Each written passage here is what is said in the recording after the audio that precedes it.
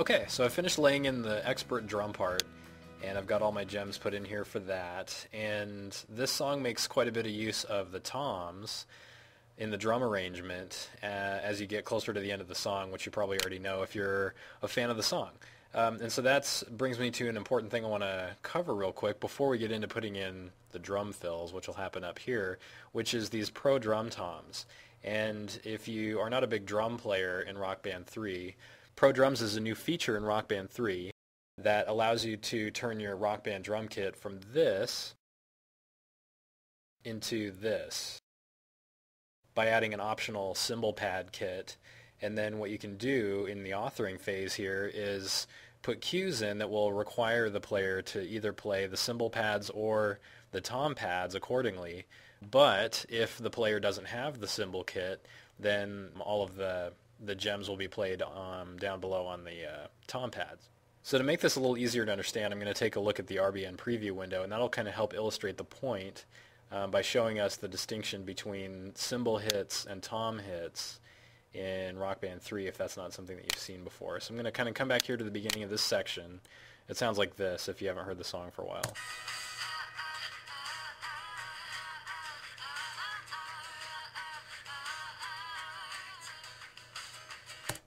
And what I'll do is switch over so we're only hearing the drum portion of the arrangement.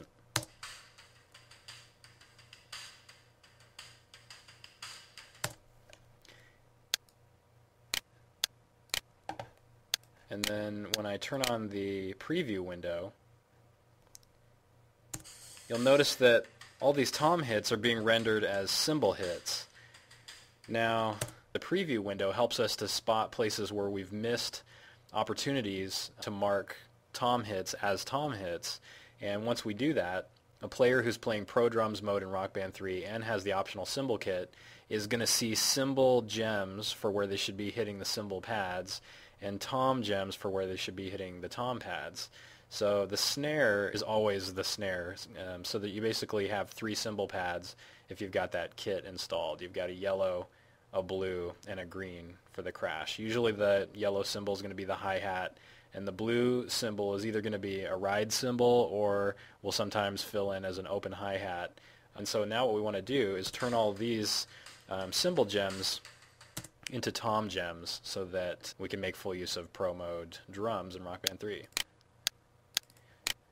And all you have to do in order to do that is identify which gems you would want to force the player to play on the toms versus the cymbals. And if they're toms, then you would make a copy of any of those gems up here in these 3 lanes, which are your green, blue, and yellow pro tom lanes. So for this section, it's really easy because I don't have cymbals and toms intermingled, which is why I wanted to use it for this example. So all I'm going to do is just copy all these blue and yellow gems, all of which I already know are tom hits. And if I just hold down the control key while they're selected, I can actually make a copy of them kind of on the fly and just drag that copy right up onto the blue and yellow lanes. Oops. There we go.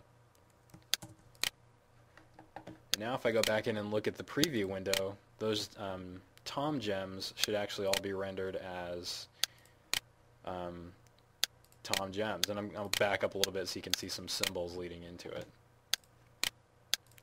Sorry, I'm jumping back and forth here a little bit. So there's your open hi-hat going, leading into that section. And now we're getting tom gems where we want those tom hits to be.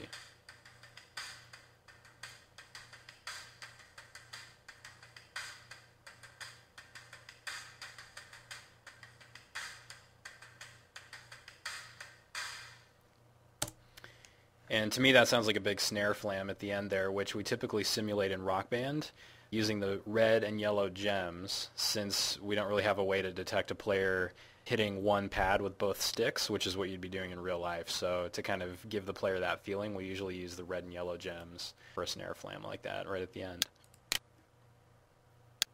So I've got a couple other spots in the song where I need to do that, so I'll go ahead and take care of those, and then we'll hook back up in a minute and we'll go through and put in those drum fills. Okay, so I finished putting in those Pro Drum gems, and this is the section you saw me working on earlier. added another section here, and then throughout the rest of the song, occasional other ones, usually during drum fills, and then every now and then there's another snare flam that I was trying to simulate with those. So let me just go back to the beginning here, and we'll start figuring out where to put in our drum fills.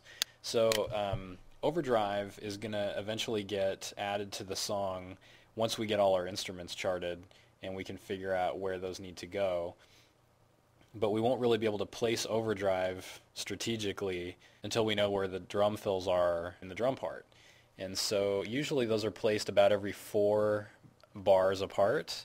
And on a faster song like this, that would seem really often because of how quickly they would come up. So we may want to go to every 8 bars on this song, especially given that the bars are shorter than normal because it's in 3/4 time.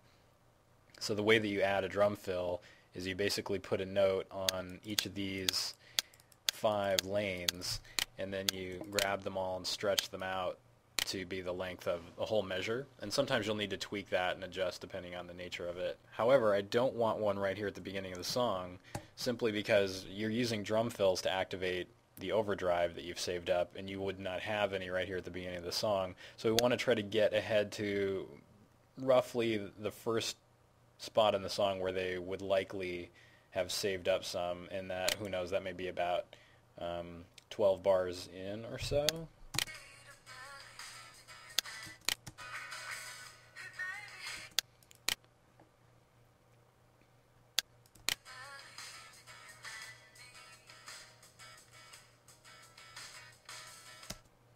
So I might drop one here and then start going about every 4 to 8 bars after that.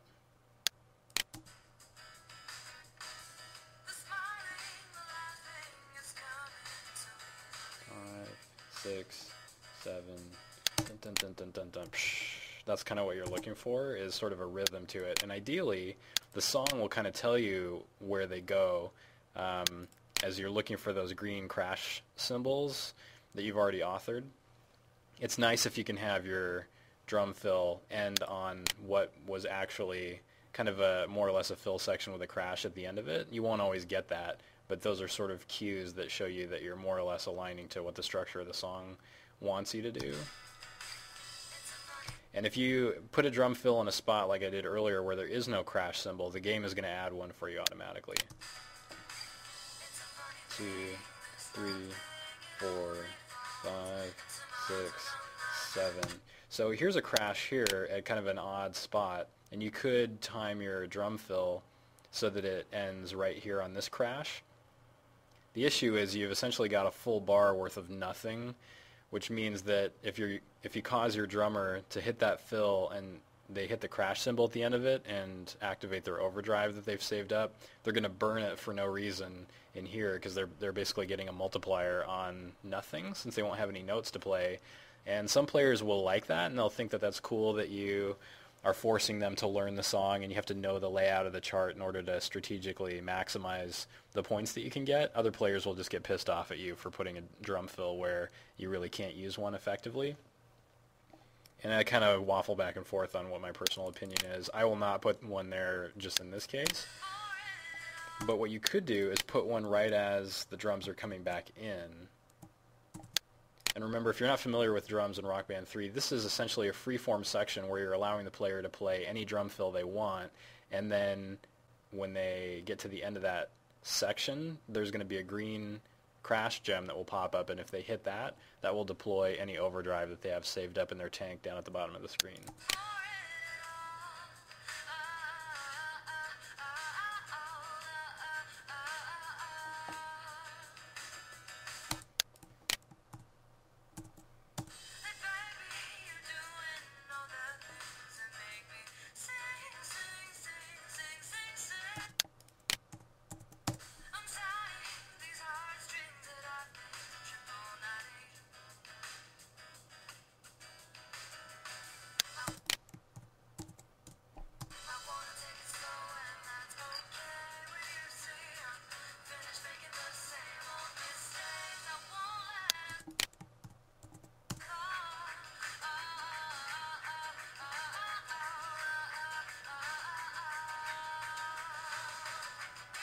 Okay, so there's a real drum fill, And so those are always good spots where you can put one in.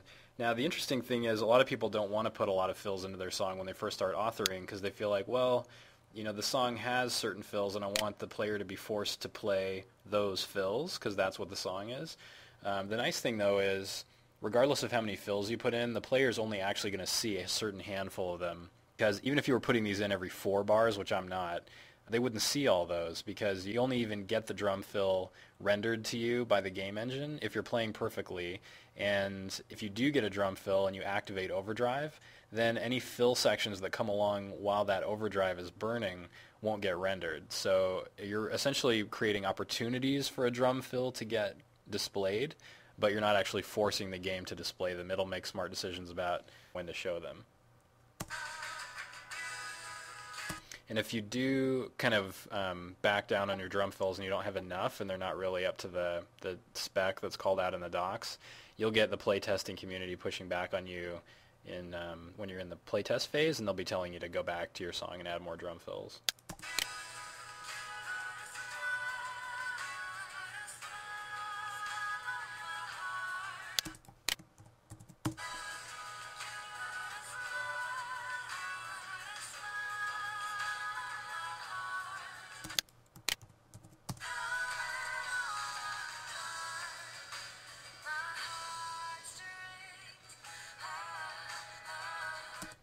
So I think you get the idea, and I will not force you to sit through the second half of this while I'm going through and just doing the same thing over and over again. But that is how you place drum fills. And then now that those are in position, you'll see us come back and use those as a reference many, many episodes from now when all of the instrument parts have been authored. And we'll be able to lay in our overdrive sections here. And you basically just put a note onto your chart and stretch it out on that special lane, and then that will create those white notes that if a player hits all the notes in that phrase, they'll earn overdrive into their tank down at the bottom of the screen. The reason we don't do it now is you don't really want to place these individual overdrive phrases until you've placed a similar version, which is called a unison phrase. That's where if you have multiple band members signed into the game and they're playing simultaneous, then if all the players hit all the notes in a unison phrase, then the band in general gets a big fat multiplier on their score. And you kind of want to space those out strategically and do those first, and then come in and do additional overdrive phrases outside of those for your individual instruments. So you kind of need to see where those are first, and you can't really put those in until you've finished at least the expert charting for each instrument. So hopefully that's helpful. As usual, go ahead and send me an email or post questions in the forums if you get stuck authoring for expert drums, and we'll see you next time. Hey baby, it's easy to believe